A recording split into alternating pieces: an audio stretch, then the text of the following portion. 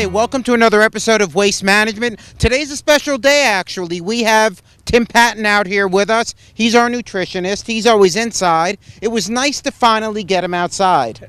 Outstanding in my field now, Stephen. Bad jokes, too. Okay, so let's start talking about, as we walk over to what I want to show you. What do you got growing here? Okay, you tell me. Well, it looks like weeds. You tell me what's supposed to be growing. You tell me. Go for it. Rosemary. Touch it. Smell it. Use your senses. Oh, I've used that before in food. Yes, you have. That's what I'm asking. What is it? What is it? You tell me. Basil. There we go. Here. We've got tomato sauce ready to go, bud. Okay, this. It's just a little clue for you. It's a little quiz for you. Okay. What is this? Pull a leaf. Pull a leaf. Smell it. Taste it. That's in the nightshades family. You're going to be dead soon. Great. That's grass. No, it's not grass. What is it? What? That's chives. Baked potato. Gotcha. Okay, fine. Okay, let's talk about something which actually we looked at before. Come over here. Remember the lemongrass that I brought inside? Right. This is lemongrass. It's actually going to seed now. Notice how tall it gets. Gets around 7 feet tall, 8 foot tall, and those are the seed heads starting to come up top. Notice the flowers, nothing spectacular. That's because it's wind pollinated, but hopefully it'll produce seed. Then we'll be able to start more from the seed. There are different types of grasses. Just like bamboo, there are a bunch and then there are trailing. This is a bunch type grass. Again, it's not native to here. This one is native to Asia. Oh, okay. Okay, but yes, it does very well down here. Something else I want to show you. Okay, we found something you know. Peppers. Scotch bonnets. Can I pick one? Yeah, of course. Okay, we'll actually talk about these later on. I think this is worth doing a show. I'll talk about Scoville units and all of that, what makes it very hot. One of your highest sources of vitamin C, if you can stand the flavor. Ah, okay. This is actually the plant that I did want to show you. That's turmeric. And how do you know by looking? Because the flower is there. Actually, if I wouldn't have told you, you can't tell by looking. But it was a very good guess, so I'll give you that. Okay, notice this is actually can be grown as an ornamental, and of course you grow for the turmeric itself. Notice the flower; it actually has a somewhat showy flower. As it matures, it gets a little pink on it with white. These are actually the flowers down here, the yellow flowers. This is actually the bract, which actually the flowers are. It does produce seed, but the part you use is actually The bulb. Now, let's see. we'll take this inside. There we go. If you notice, what do we have here? We have an orangish yellow substance that's going to go in our food. Okay, actually, notice the size of the root, of the rhizome. Mm-hmm. The plant now is just starting to store energy in the rhizome, so you're really not supposed to pick it yet. We'll put that back in.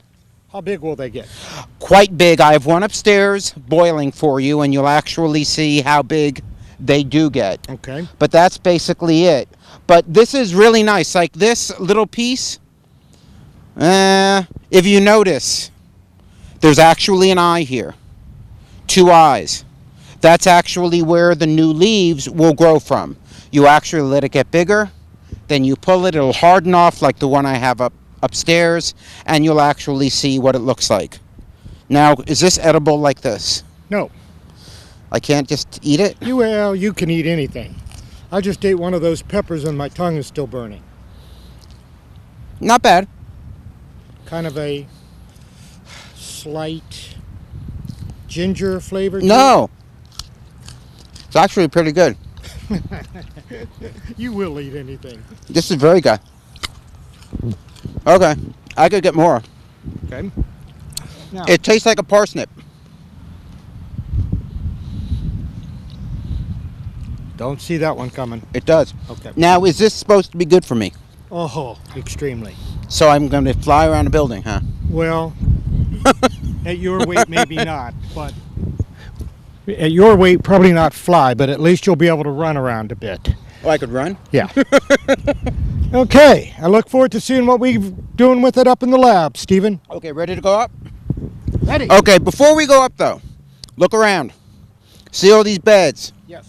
We're in the process of starting from seeds, starting stuff in the greenhouse for future shows, basically. Wonderful. Students are going to be doing research with this. We also put in a few additional beds for us to use for additional shows, but more conventional crops. Besides some of the herbs and spices, do you have vegetables growing in any of these? That is what we are Okay. starting, and that is what we'll have. There should be tomatoes, peppers, eggplant, zucchini. What else is there? Kale, Swiss chard. Okay. I don't remember what else, but Those- there should be a bunch of stuff. Those are going to be fun shows. Okay, great. Good. Okay, well, let's head up then.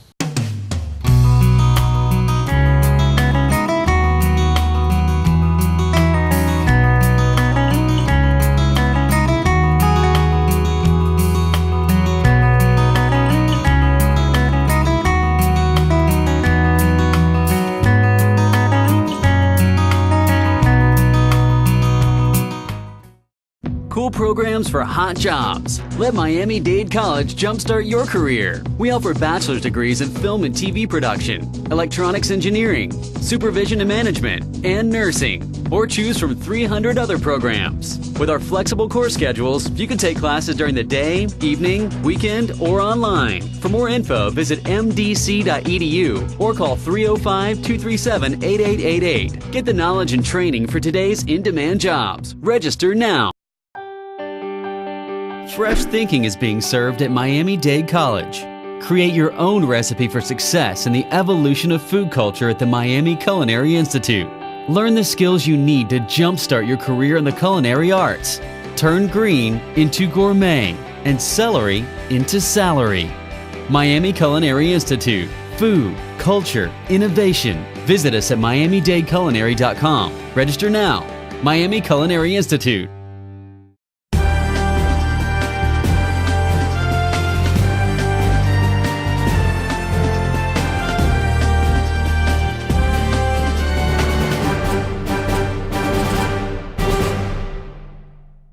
Cool programs for hot jobs. Let Miami-Dade College jumpstart your career. We offer bachelor's degrees in physician assistant studies, biological sciences, education, and public safety management.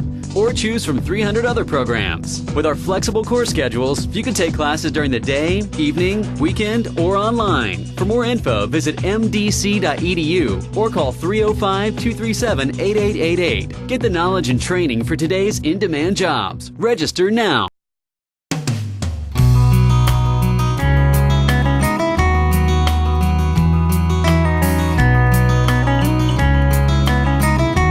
Welcome back to Waste Management. As you can see, we are now inside. A little different here. We're actually in a lab space as opposed to being in the studio. Just a little different.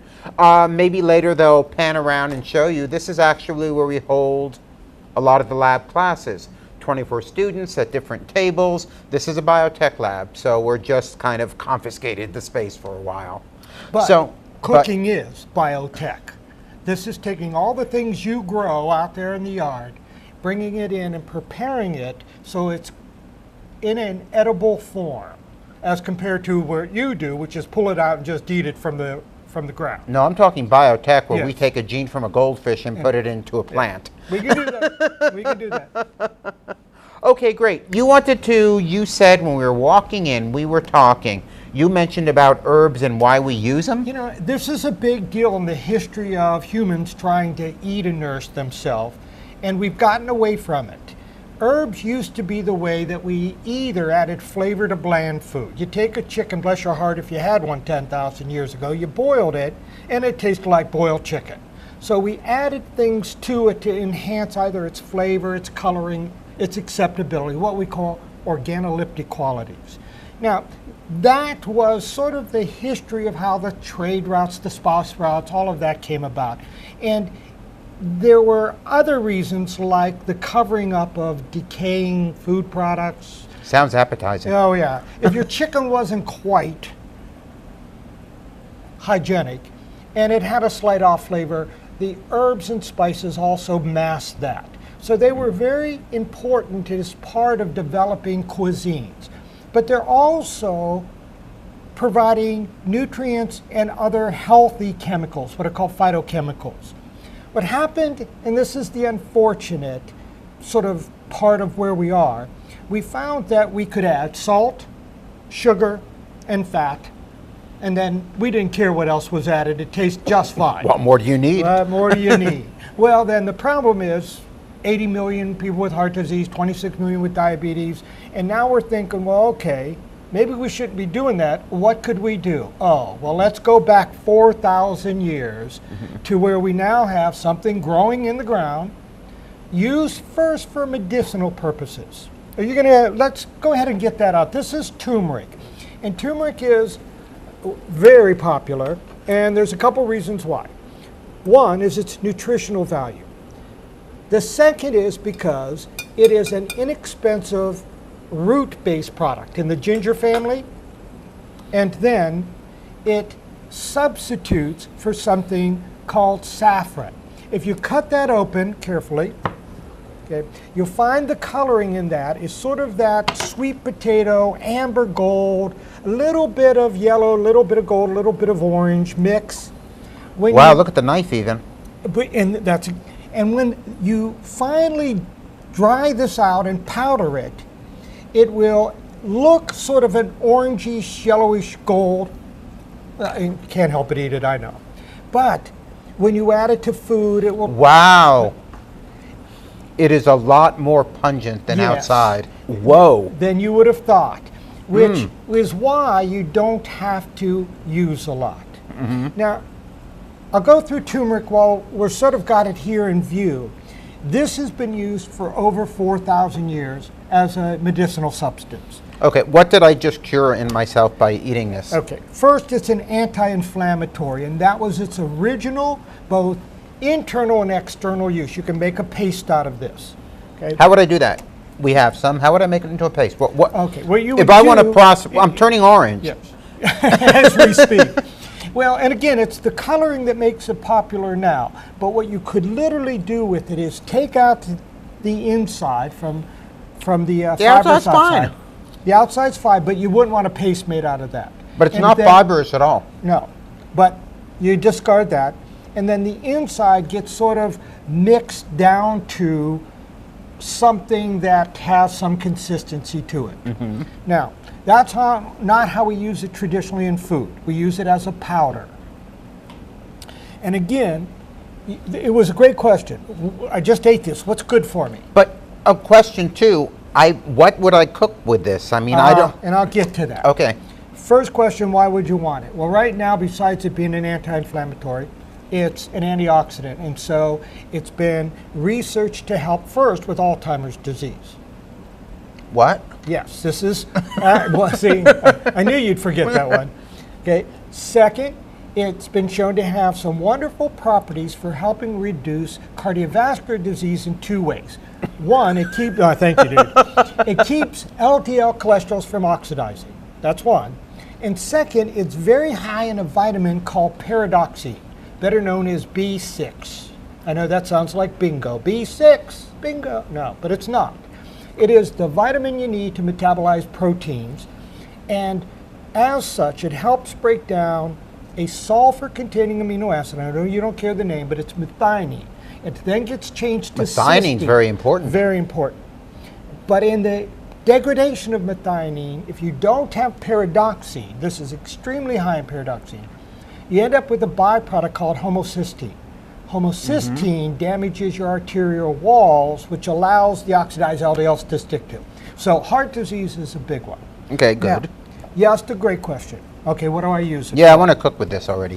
It's native to areas of the world like India, Pakistan, that sort of tropical, very wet. It's actually, yeah, they said native to the foothills of the Andes. Yes. I mean, of the, not Andes, the Himalayas. Right. So, cheap and easy there. Now, as such, it is used traditionally in something called curry. Okay. Indian, But that doesn't Pakistani taste curry. like curry. No, it doesn't. It's got that gingerish kind of flavor to it. But I can see the color. now, that's what it's used for now. It's also referred to when it's in powder form as Indian saffron. Ah, okay. And so when you add it to something like a rice dish, or to fish, or even to poultry, it gives it a hue or color much like saffron would. Now, the importance of that is that saffron is the most expensive herbal supplement we use in food. Does it even have a taste? Saffron, not really, Yeah. but it is healthy. Because I've grown it, but I mean, it was Yeah. like, But we like the color for it. And again, a big deal with sort of acceptable cuisine. It first has to be acceptable to your eyes, and then it has to be acceptable to your smell, which is about 1,000 times more acute than taste. And that protects you. And that's why sometimes when you get these things, and I've seen you do it, even if you don't realize it, you smell it and then course. taste it. Because it's like, I'll check this out. Okay, that smells pretty good. I'll eat it. But if you did this, okay, no, I think maybe I'll leave that for you. Okay? I have And- another question. Okay. Yes. This, Yes. can I drink it? Oh, wonderful. Yes. That is, again, going to be high in antioxidant. It's going to be high in a couple out of the way minerals, manganese, as an example.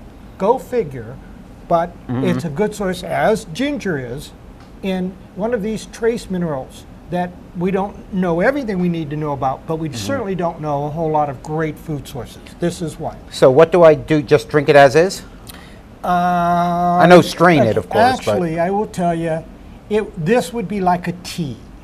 And if you were used to adding a sweetener to tea, like honey or sugar, if you're used to adding something like spearmint to tea, you could do that, and you would get this kind of what would be, if you think of it with a slight name change, as a ginger-based tea. It's Okay. turmeric-based tea. but yeah, I mean, Okay. it looks, Well, and it is very healthy yeah, for you. looks like honey. I like it. Okay, getting back to this though. So basically, I was reading and it said if I want to make this into, I can dry it first Oh, or yeah. something. Yeah. Again, traditionally in India, Pakistan areas where it is used extensively, this is an everyday herb for most of the cuisines from that part of the world. It would be picked like we did out in the garden. Then it would be boiled to get it into a softer, sort of palatable consistency. It would be scraped out. It would sort of be mashed in a pedestal, and then it would be sun-dried, literally laid out, Okay.